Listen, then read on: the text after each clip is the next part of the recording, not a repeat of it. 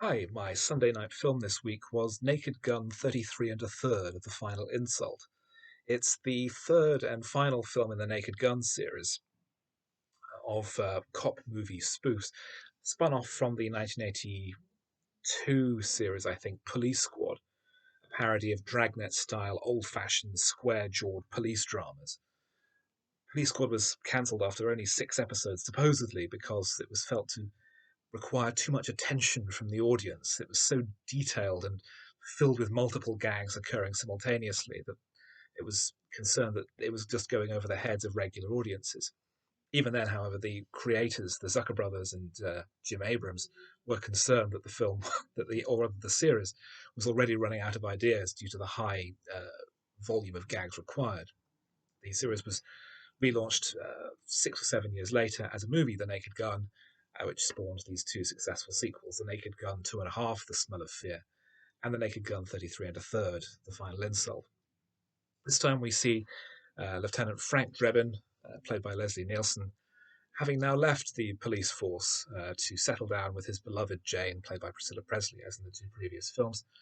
But he's drawn back in when a terrorist is threatening to unleash havoc at some unexplained event, so Frank has to go undercover in prison and infiltrate the criminal's gang. The plot is slight. It is extremely slight, and it's a very short film. The version I watched was somewhat edited. I think some of the gags that have aged less well were removed. There's one obviously transphobic joke which has apparently been cut, but even then, it still only runs about an hour and a quarter.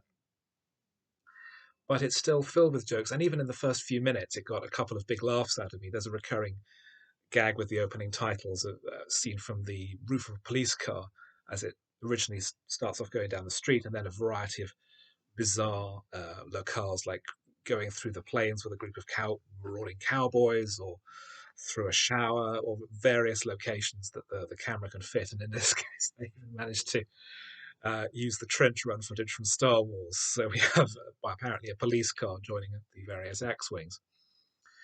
Um, but I did get a good few laughs out of the movie. Um, as I said, the plot is slight. There's not really much one can say about it.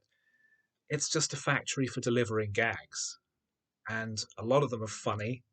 There are some fine performances. Fred Ward, who has had other comedy credits as the villain, is perfectly fine.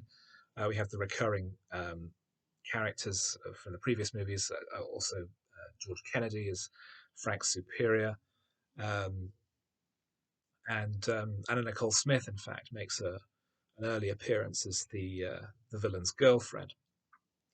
It's a very easy watch. It's very it goes down without touching the sides, um, and it's a surprise to me that it actually took me this long to see it for the first time. I saw the first two films must have been not long after they came out, and this one 20 years later.